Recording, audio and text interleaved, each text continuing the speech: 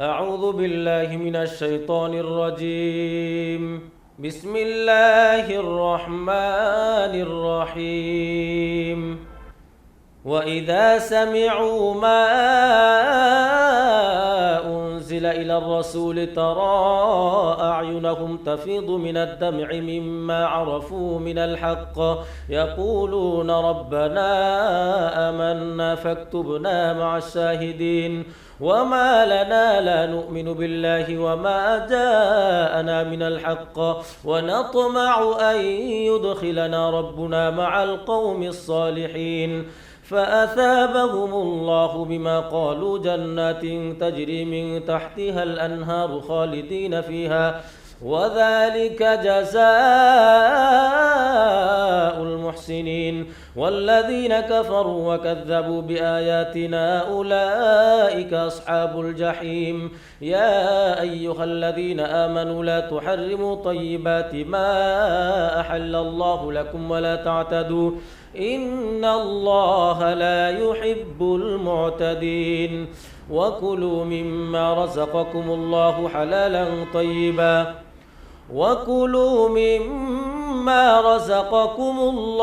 حلالا طيبا واتقوا الله الذي أنتم به مؤمنون. لا يؤاخذكم الله باللغو في أيمانكم ولكن يؤاخذكم بما عقدتم الأيمان.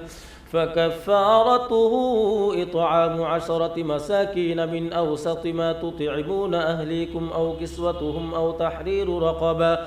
فمن لم يجد فصيام 3 أيام ذلك كفارة أيمانكم إذا حلفتم واحفظوا أيمانكم كذلك يبين الله لكم آياته لعلكم تشكرون.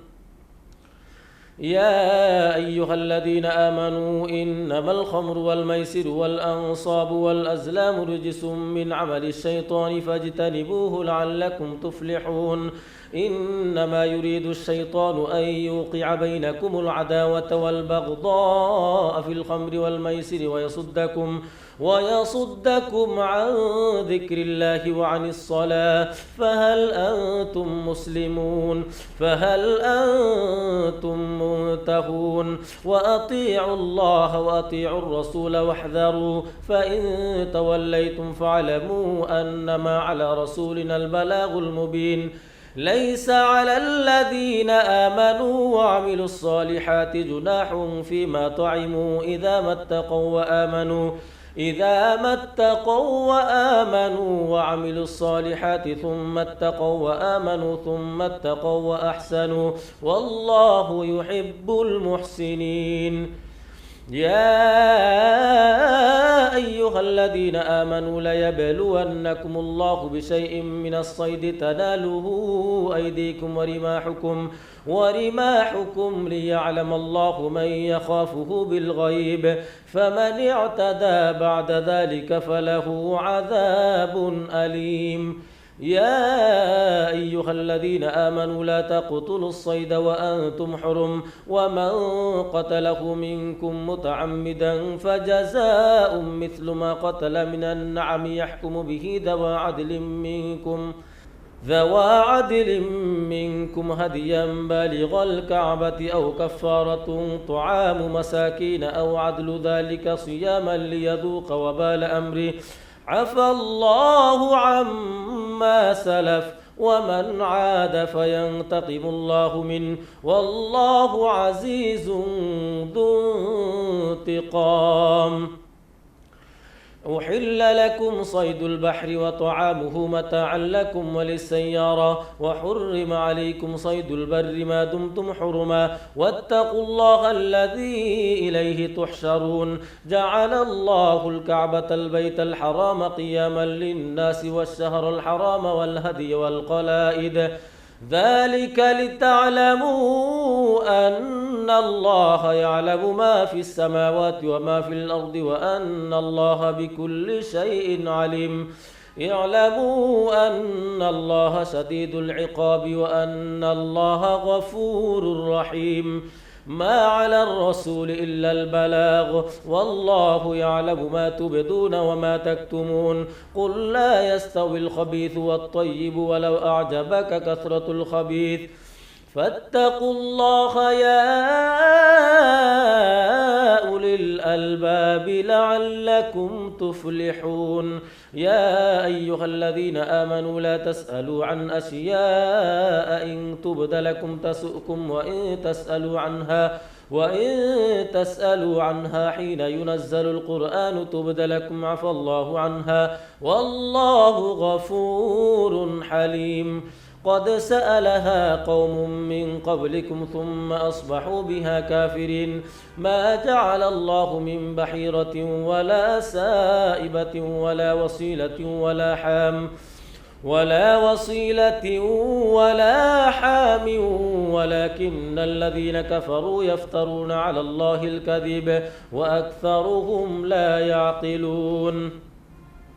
وإذا قيل لهم تعالوا إلى ما أنزل الله وإلى الرسول قالوا حسبنا ما وجدنا عليه آباءنا أولو كان آباؤهم لا يعلمون شيئا ولا يهتدون يا أيها الذين آمنوا عليكم أنفسكم لا يضركم من ضل إذا اهتديتم إلى الله مرجعكم جميعا فينبئكم بما كنتم تعملون يا أيها الذين آمنوا شهادة بينكم إذا حضر أحدكم الموت حين الوصية اثنان ذوا عدل منكم أو آخران من غيركم إن أنتم ضربتم في الأرض فأصابتكم مصيبة الموت تحبسونهما من بعد الصلاة فيقسمان بالله إن ارتبتم لا نشتري به ثمنا ولو كان ذا قربى ولا نكتم شهادة الله إنا إذا لمن الآثمين فإن عثر على أنهما استحقا إثما فآخران يقومان مقامهما من الذين استحق عليهم الأوليان فيقسمان بالله لشهادتنا أحق من شهادتهما وما اعتدينا إنا إذا لمن الظالمين ذلك أدنى أن يأتوا بالشهادة على وجهها أو يخافوا أن ترد أيمان بعد أيمانهم واتقوا الله واسمعوا والله لا يهدي القوم الفاسقين يوم يجمع الله الرسل فيقول ماذا أجبتم قالوا لا علم لنا إنك أنت علام الغيوب إذ قال الله يا عيسى ابن مريم اذكر نعمتي عليك وعلى والدتك إذ أيدتك بروح القدس تكلم الناس في المهد وكهلا وإذ علمتك الكتاب والحكمة والتوراة والإنجيل وإذ تخلق من الطين كهيئة الطير بإذني فتنفخ فيها فتكون طيرا بإذني وتبرئ الأكمه والأبرص بإذني وإذ تخرج الموتى بإذني وإذ كففت بني إسرائيل عنك إذ جئتهم بالبينات فقال الذين كفروا منهم إن هذا إلا سحر مبين وإذ أوحيت إلى الحواريين أن آمنوا بي وبرسولي قالوا آمنا واشهد بأننا مسلمون إذ قال الحواريون يا عيسى ابن مريم هل يستطيع ربك أن ينزل علينا مائدة من السماء قال اتقوا الله إن كنتم مؤمنين قالوا نريد أن نأكل منها وتطمئن قلوبنا ونعلم أن قد صدقتنا ونكون عليها من الشاهدين قال عيسى ابن مريم اللهم ربنا أنزل علينا مائدة من السماء تكون لنا عيدا لأولنا وآخرنا وآية منك وارزقنا وأنت خير الرازقين. قال الله إني منزلها عليكم فمن يكفر بعد منكم فإني أعذبه عذابا لا أعذبه أحدا من العالمين. وإذ قال الله يا عيسى ابن مريم أأنت قلت للناس اتخذوني وأمي إلهين من دون الله قال سبحانك ما يكون لي أن أقول ما ليس لي بحق إن كنت قلته فقد علمته تعلم ما في نفسي ولا أعلم ما في نفسك إنك أنت علام الغيوب. ما قلت لهم إلا ما أمرتني به أن اعبدوا الله ربي وربكم وكنت عليهم شهيدا ما دمت فيهم فلما توفيتني كنت أنت الرقيب عليهم وأنت على كل شيء شهيد. إن تعذبهم فإنهم عبادك وإن تغفر لهم فإنك أنت العزيز الحكيم. قال الله هذا يوم ينفع الصادقين صدقهم لهم جنات تجري من تحتها الأنهار خالدين فيها أبدا رضي الله عنهم ورضوا عنه ذلك الفوز العظيم. لله ملك السماوات والأرض وما فيهن وهو على كل شيء قدير. بسم الله الرحمن الرحيم. الحمد لله الذي خلق السماوات والأرض وجعل الظلمات والنور ثم الذين كفروا بربهم يعدلون. هو الذي خلقكم من طين ثم قضى أجلا وأجل مسمى عنده ثم أنتم تمترون. وهو الله في السماوات وفي الأرض يعلم سركم وجهركم ويعلم ما تكسبون وما تأتيهم من آية من آيات ربهم إلا كانوا عنها معرضين. فقد كذبوا بالحق لما جاءهم فسوف يأتيهم أنباء ما كانوا به يستهزئون. ألم يروا كم أهلكنا من قبلهم من قرن مكناهم في الأرض ما لم نمكن لكم وأرسلنا السماء عليهم مدرارا وجعلنا الأنهار تجري من تحتهم فأهلكناهم بذنوبهم وأنشأنا من بعدهم قرنا آخرين. ولو نزلنا عليك كتابا في قرطاس فلمسوه بأيديهم لقال الذين كفروا إن هذا إلا سحر مبين. وقالوا لولا أنزل عليه ملك ولو أنزلنا ملكا لقضي الأمر ثم لا ينظرون. ولو جعلناه ملكا لجعلناه رجلا وللبسنا عليهم ما يلبسون. ولقد استهزئ برسل من قبلك فحاق بالذين سخروا منهم ما كانوا به يستهزئون. قل سيروا في الأرض ثم انظروا كيف كان عاقبة المكذبين. قل لمن ما في السماوات والأرض قل لله كتب على نفسه الرحمة ليجمعنكم إلى يوم القيامة لا ريب فيه ولكن لا ريب فيه الذين خسروا أنفسهم فهم لا يؤمنون. وله ما سكن في الليل والنهار وهو السميع العليم. قل أغير الله يتخذ وليا فاطر السماوات والأرض وهو يطعم ولا يطعم قل إني أمرت أن أكون أول من أسلم ولا تكونن من المشركين قل إني أخاف إن عصيت ربي عذاب يوم عظيم من يصرف عنه يومئذ فقد رحمه وذلك الفوز المبين وإن يمسسك الله بضر فلا كاشف له إلا هو وإن يمسسك بخير فهو على كل شيء قدير وهو القاهر فوق عباده وهو الحكيم الخبير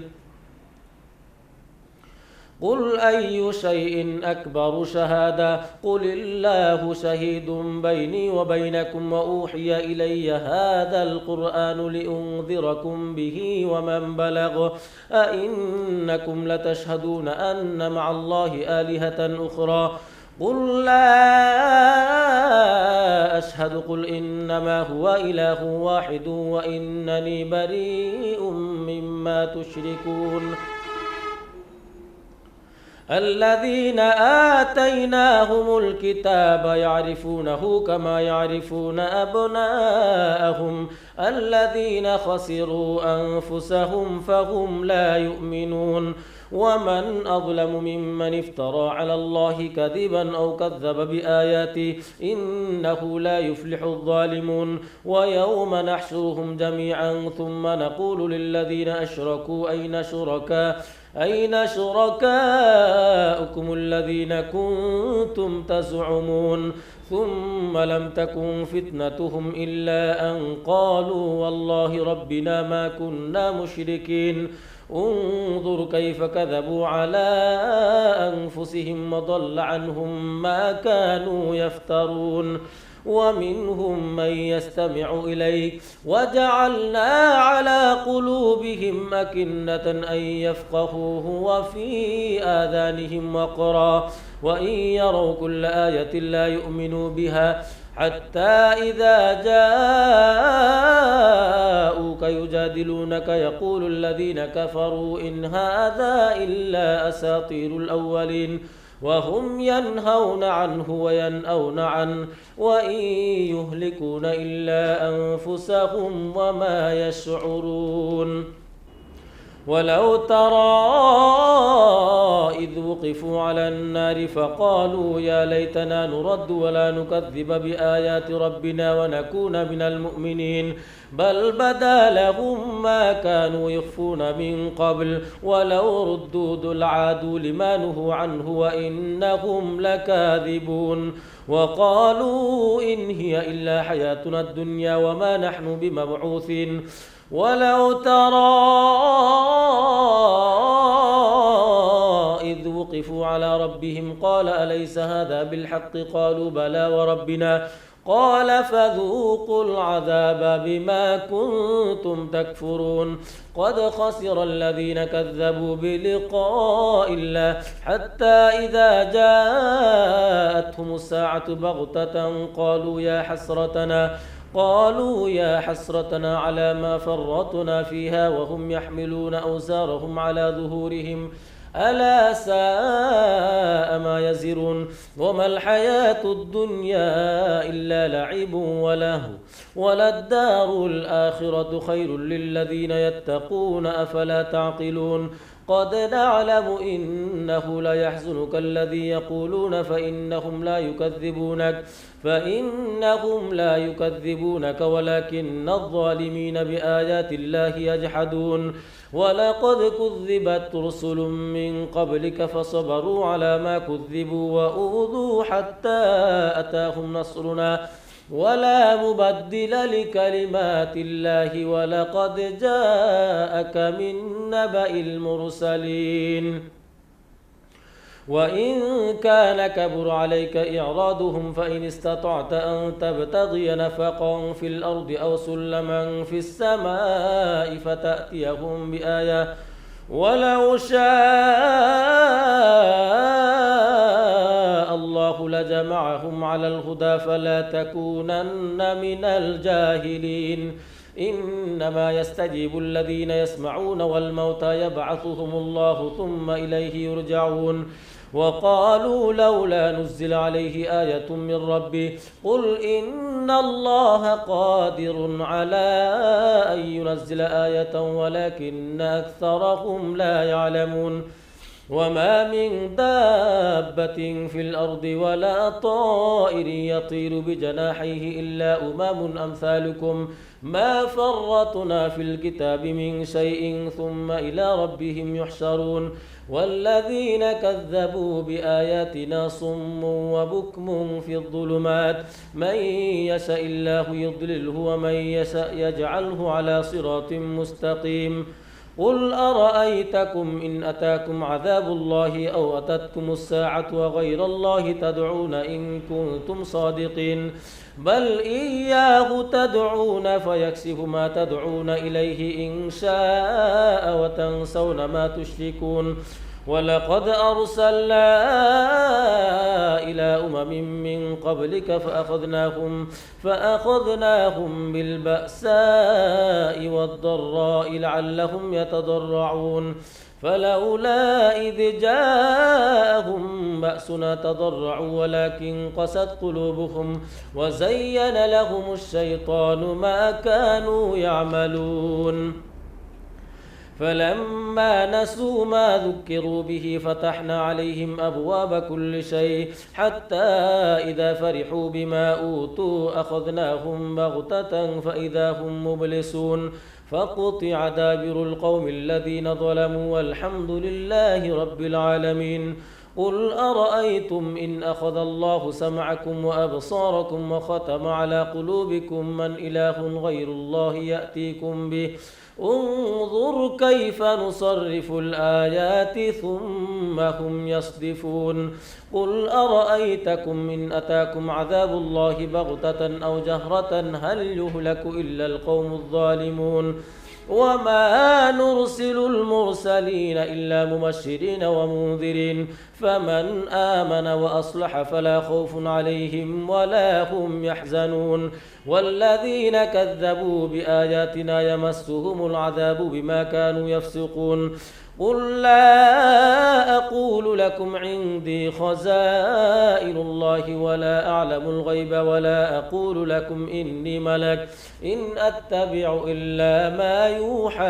إلي قل هل يستوي الأعمى والبصير أفلا تتفكرون وأنذر به الذين يخافون أن يحشروا إلى ربهم ليس لهم من دونه ولي ولا شفيع لعلهم يتقون ولا تطرد الذين يدعون ربهم بالغداة والعشي يريدون وجها ما عليك من حسابهم من شيء وما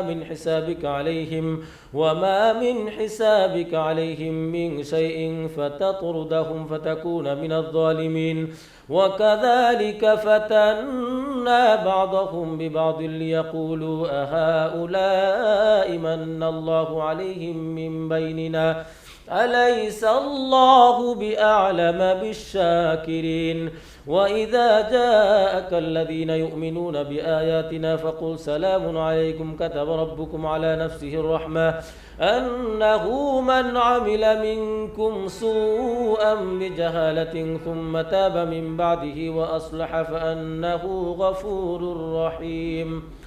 وكذلك نفصل الآيات ولتستبين سبيل المجرمين قل إني نهيت أن أعبد الذين تدعون من دون الله قل لا أتبع أهواءكم قد ضللت إذا وما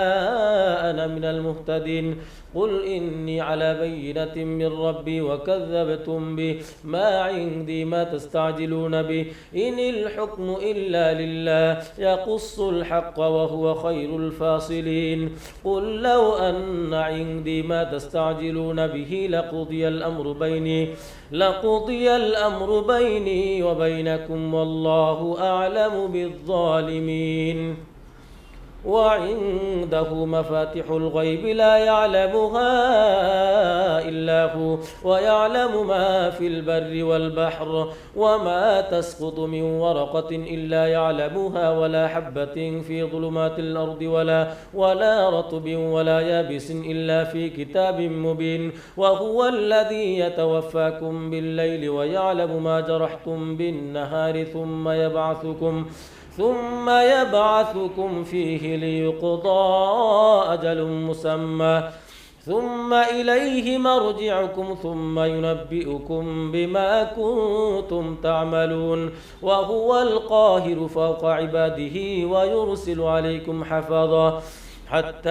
إذا جاء أحدكم الموت توفته رسلنا وهم لا يفرطون ثم ردوا إلى الله مولاهم الحق ألا له الحكم وهو أسرع الحاسبين قل من ينجيكم من ظلمات البر والبحر تدعونه تضرعا وخفيا لئن أنجانا من هذه لنكونن من الشاكرين قل الله ينجيكم منها ومن كل كرب ثم أنتم تشركون قل هو القادر على أن يبعث عليكم عذابا من فوقكم أو من تحت أرجلكم أو يلبسكم شيعا ويذيق بعضكم بأس بعض انظر كيف نصرف الآيات لعلهم يفقهون وكذب به قومك وهو الحق قل لست عليكم بوكيل لكل نبأ مستقر وسوف تعلمون وإذا رأيت الذين يخوضون في آياتنا فأعرض عنهم حتى يخوضوا في حديث غيره وإما ينسينك الشيطان فلا تقعد بعد الذكرى مع القوم الظالمين وما على الذين يتقون من حسابهم من شيء ولكن ذكرى لعلهم يتقون وذر الذين اتخذوا دينهم لعبا ولهوا وغرتهم الحياة الدنيا وذكر به أن تبسل نفس بما كسبت ليس لها من دون الله ولي ولا شفيع وإن تعدل كل عدل لا يؤخذ منها أولئك الذين أبسلوا بما كسبوا لهم شراب من حميم وعذاب أليم بما كانوا يكفرون قل أندعو من دون الله ما لا ينفعنا ولا يضرنا ونرد على أعقابنا بعد إذ هدانا الله كالذي استهوته الشياطين في الأرض حيران له أصحاب يدعونه إلى الهدى ائتنا قل إن هدى الله هو الهدى وأمرنا لنسلم لرب العالمين وأن أقيموا الصلاة واتقوه وهو الذي إليه تحشرون وهو الذي خلق السماوات والأرض بالحق ويوم يقول كن فيكون قوله الحق وله الملك يوم ينفخ في الصور عالم الغيب والشهادة وهو الحكيم الخبير وإذ قال إبراهيم لأبيه آزرا تتخذ أصناما آلهة إني أراك وقومك في ضلال مبين وكذلك نري إبراهيم ملكوت السماوات والأرض وليكون من الموقنين فلما جن عليه الليل رأى كوكبا قال هذا ربي فلما أفل قال لا أحب الآفلين فلما رأى القمر بازغا قال هذا ربي فلما أفل قال لئن لم يهدني ربي لأكونن من القوم الضالين فلما رأى الشمس بازغة قال هذا ربي هذا أكبر فلما أفلت قال يا قوم إني بريء مما تشركون إني وجهت وجهي للذي فطر السماوات والأرض حنيفا وما أنا من المشركين. وحاجه قومه قال أتحاجوني في الله وقد هدان ولا أخاف ما تشركون به إلا أن يشاء ربي شيئا وسع ربي كل شيء علما أفلا تتذكرون. وكيف أخاف ما أشركتم ولا تخافون أنكم أشركتم بالله ما لم ينزل به عليكم سلطانا فأي الفريقين أحق بالأمن إن كنتم تعلمون. الذين آمنوا ولم يلبسوا إيمانهم بظلم أولئك لهم الأمن وهم مهتدون. وتلك حجتنا آتيناها إبراهيم على قومه نرفع درجات من نشاء إن ربك حكيم عليم. ووهبنا له إسحاق ويعقوب كلا هدينا ونوحا هدينا من قبل ومن ذريته داود وسليمان وأيوب ويوسف وموسى وهارون وكذلك نجزي المحسنين. وزكريا ويحيى وعيسى وإلياس كل من الصالحين وإسماعيل واليسع ويونس ولوطا وكلا فضلنا على العالمين. ومن آبائهم وذرياتهم وإخوانهم واجتبيناهم وهديناهم إلى صراط مستقيم. ذلك هدى الله يهدي به من يشاء من عباده ولو أشركوا لحبط عنهم ما كانوا يعملون. أولئك الذين آتيناهم الكتاب والحكم والنبوة فإن يكفر بها هؤلاء فقد وكلنا بها قوما ليسوا بها بكافرين. أولئك الذين هدى الله فبهداه مقتدي. قل لا أسألكم عليه أجرا إن هو إلا ذكرى للعالمين. وما قدروا الله حق قدره إذ قالوا ما أنزل الله على بشر من شيء. قل من أنزل الكتاب الذي جاء به موسى نورا وهدى للناس تجعلونه قراطيس تبدونها وتخفون كثيرا وعلمتم ما لم تعلموا أنتم ولا آباؤكم قل الله ثم ذرهم في خوضهم يلعبون. وهذا كتاب أنزلناه مبارك مصدق الذي بين يديه ولتنذر أم القرى ومن حولها والذين يؤمنون بالآخرة يؤمنون به وهم على صلاتهم يحافظون. ومن أظلم ممن افترى على الله كذبا أو قال أوحي إلي ولم يوحى إليه شيء ومن قال سأنزل مثل ما أنزل الله. ولو ترى إذ الظالمون في غمرات الموت والملائكة باسطوا أيديهم أخرجوا أنفسكم اليوم تجزون عذاب الهون بما كنتم تقولون على الله غير الحق وكنتم عن آياته تستكبرون. ولقد جئتمونا فرادا كما خلقناكم أول مرة وتركتم ما خولناكم وراء ظهوركم وما نرى معكم شفعاءكم الذين زعمتم أنهم فيكم شركاء لقد تقطع بينكم وضل عنكم ما كنتم تزعمون. إن الله فالق الحب والنوى يخرج الحي من الميت ومخرج الميت من الحي ذلكم الله فأنى تؤفكون. فالق الإصباح وجعل الليل سكنا والشمس والقمر حسبانا ذلك تقدير العزيز العليم. وهو الذي جعل لكم النجوم لتهتدوا بها في ظلمات البر والبحر قد فصلنا الآيات لقوم يعلمون. وهو الذي أنشأكم من نفس واحدة فمستقر ومستودع قد فصلنا الآيات لقوم يفقهون وهو الذي أنزل من السماء ماء فأخرجنا به نبات كل شيء فأخرجنا منه خضرا نخرج منه حبا متراكبا ومن النخل من طلعها قنوان دانية وجنات من أعناب والزيتون والرمان مشتبها وغير متشابه انظروا إلى ثمره إذا أثمر وينعي إن في ذلكم لآيات لقوم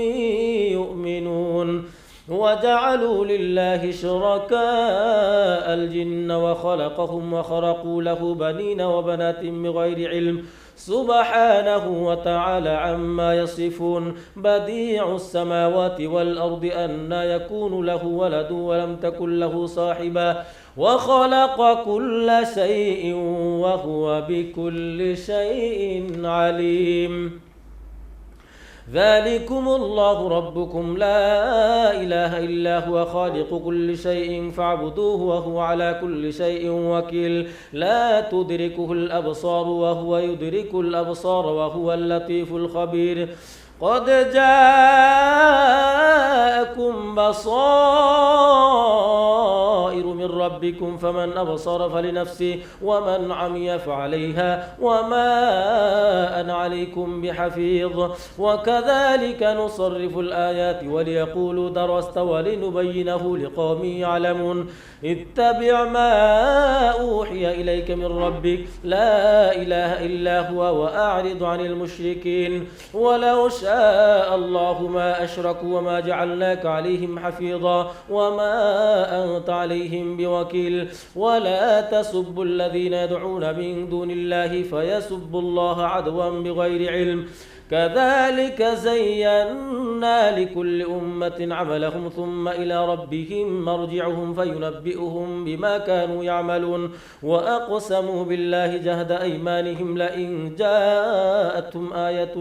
آية ليؤمنن بها قل إنما الآيات عند الله وما يشعركم أنها إذا جاءت لا يؤمنون ونقلب أفئدتهم وأبصارهم كما لم يؤمنوا به أول مرة